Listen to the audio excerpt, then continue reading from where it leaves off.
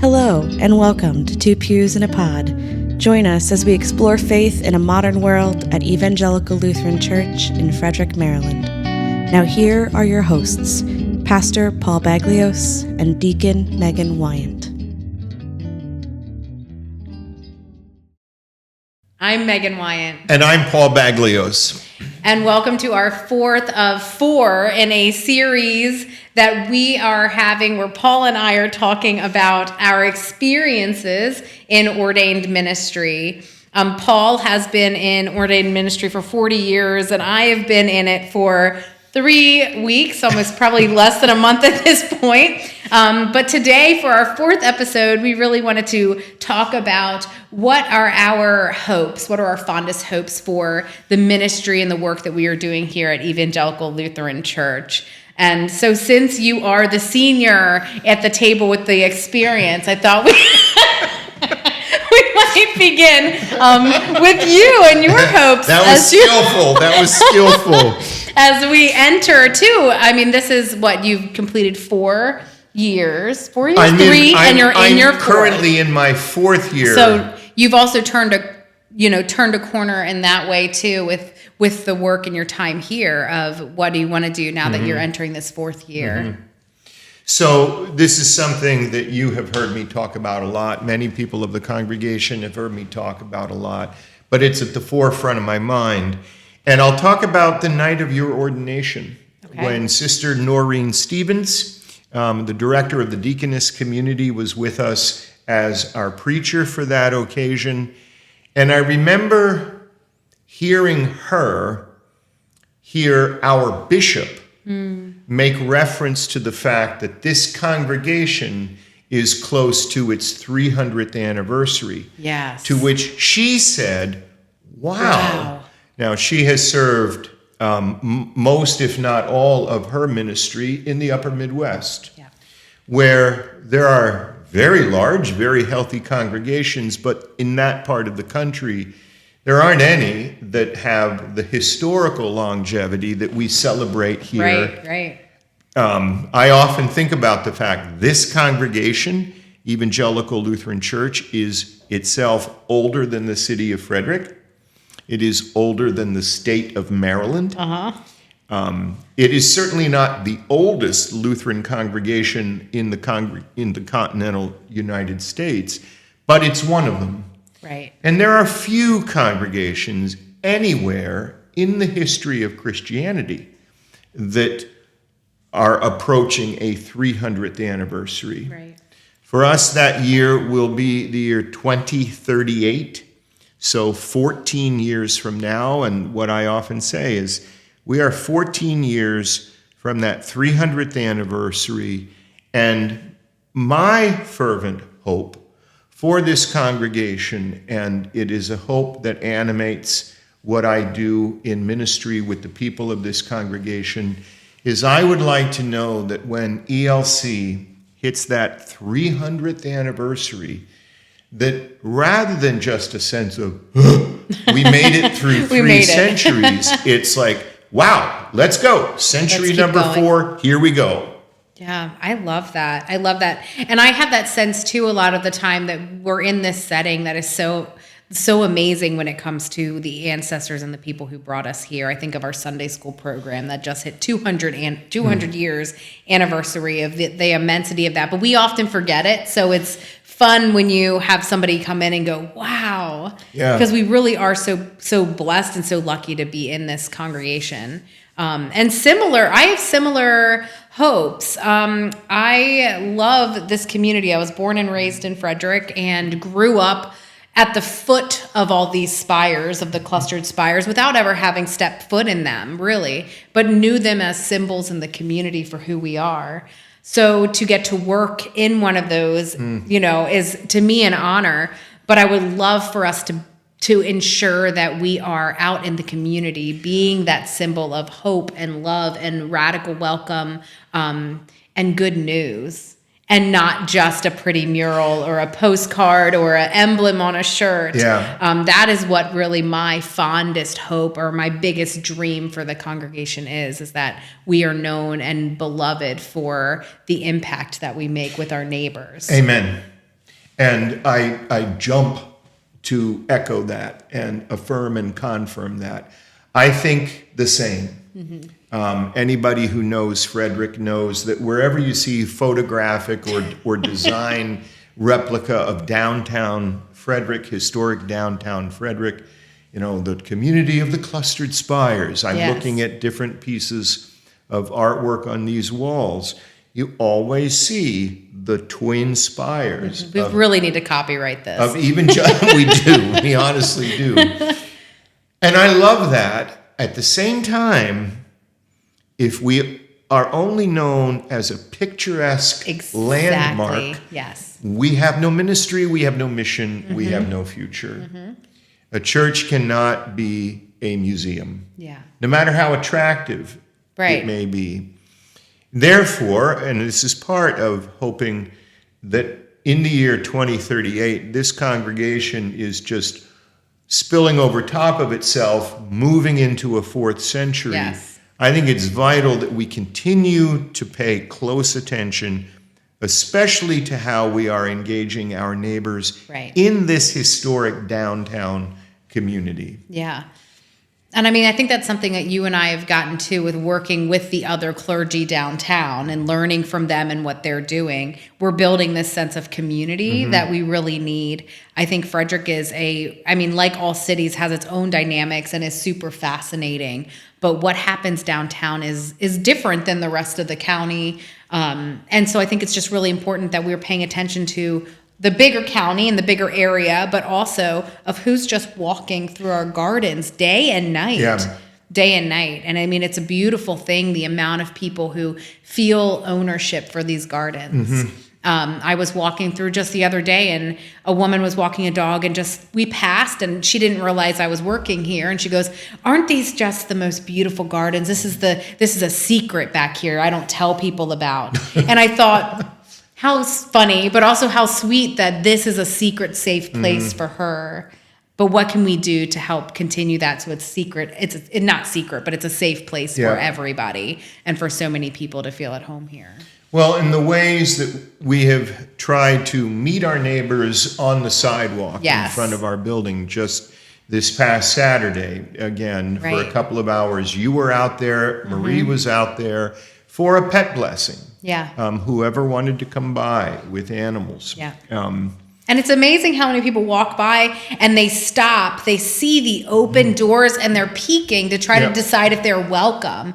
And in my head, I just think, oh my gosh, Jesus is like, get it. Like, of course you're welcome in there. But it's because, we need to help people through those doors. Come in and see. We're not asking anything of you. We're not taking your credit card. We're not going to throw you in the font or chastise you. Come and see. See what it's like here. And I think once they do that, they then leave with big smiles on their face.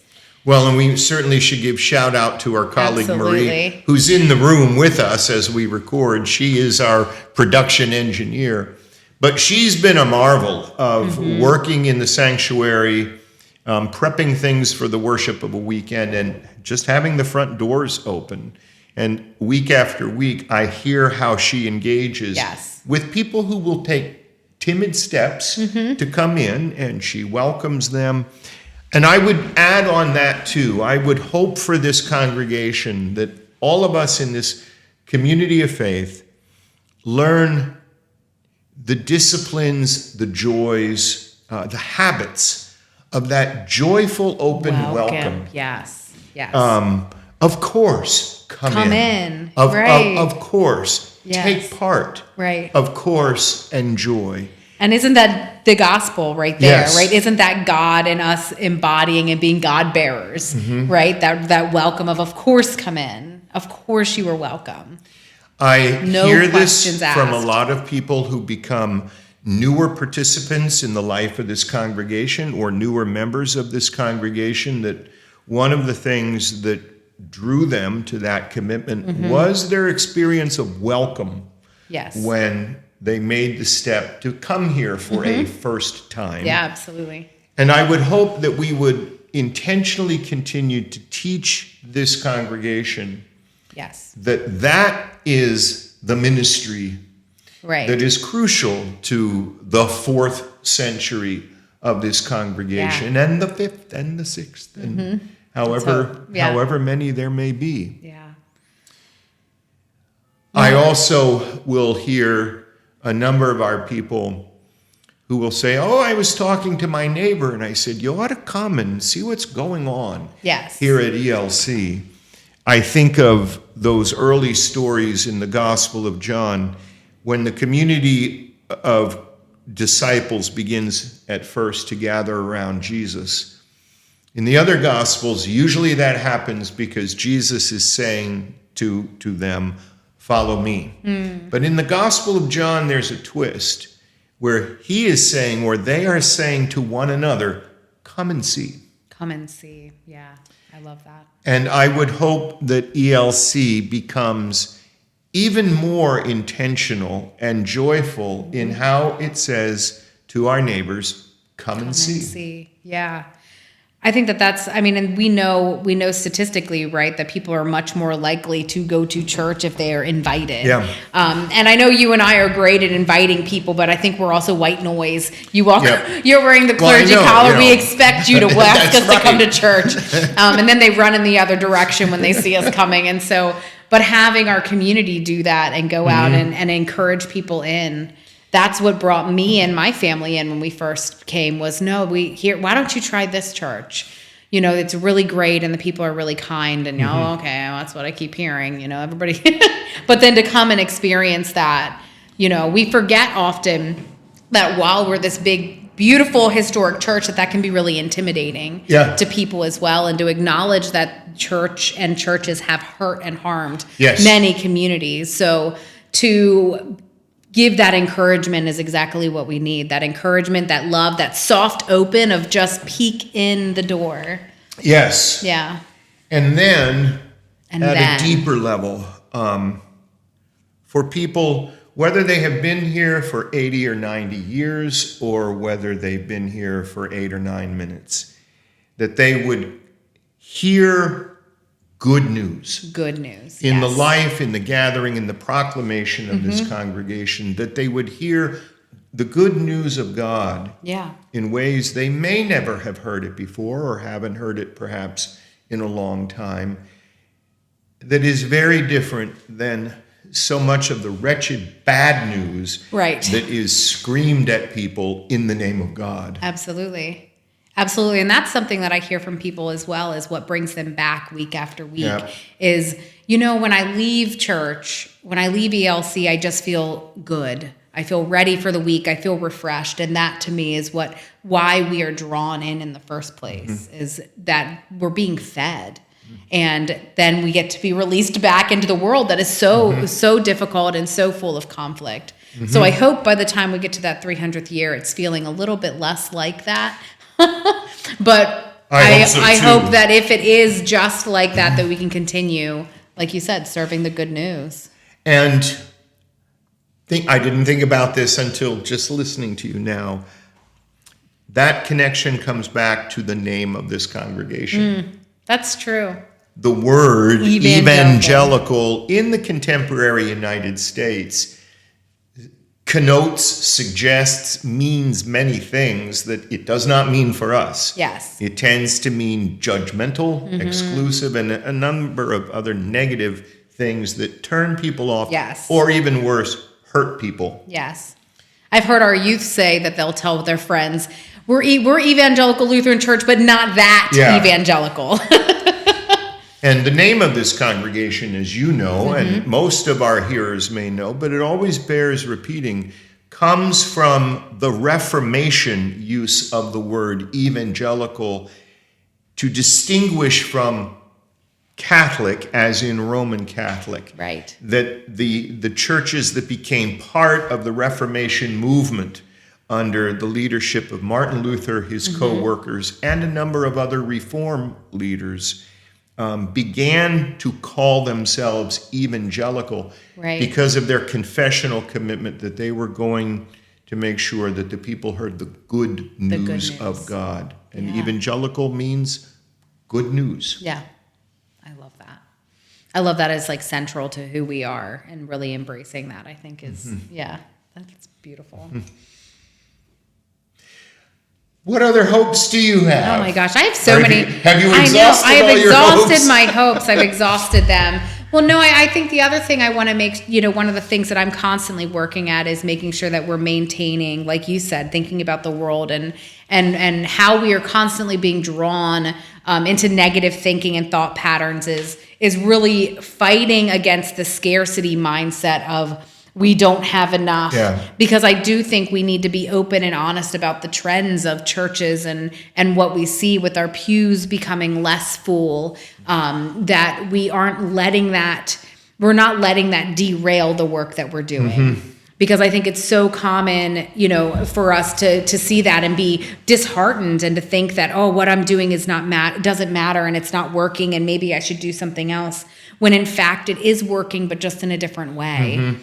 The ministry we do just operates differently now in this world than it did before. And we know there's so many reasons for that. Mm-hmm. And that's just societal structures, right? People work on Sundays now. You have clubs, you have sports, you have errands, and all these reasons why people are being drawn away, along with abuses and other things of the church. But to remember that our metrics for what is church and for what does successful church look like are going to be different. Mm-hmm. So to not let that make us panic and batten our doors and do all the things that I think we are drawn to react to.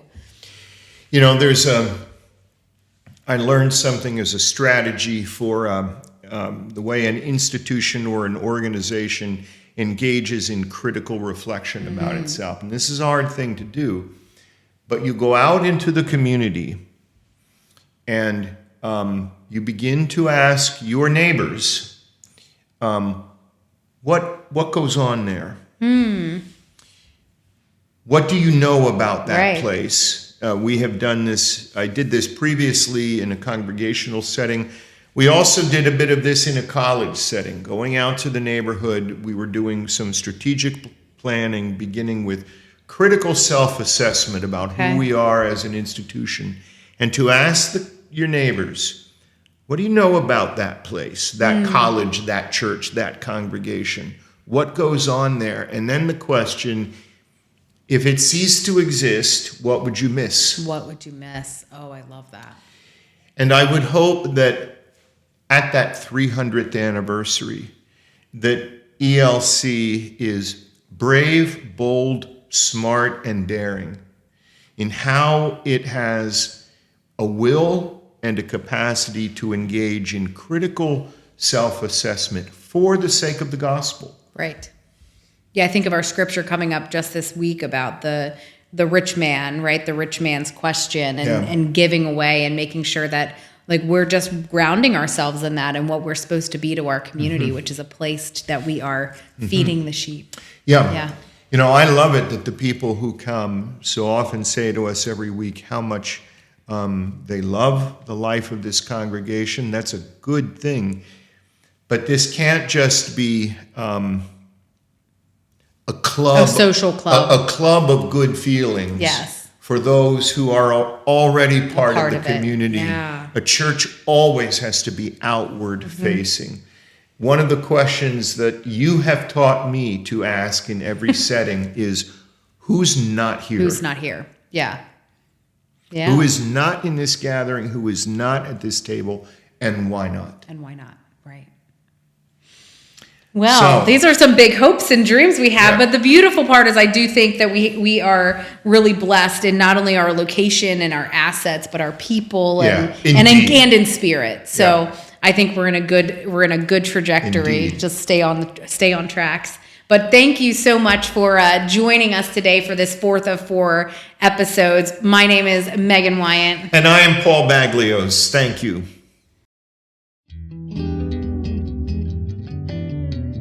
This has been Two Pews in a Pod, a podcast hosted by the pastor and deacon of Evangelical Lutheran Church in Frederick, Maryland. Thank you for joining us, and we'll see you next time.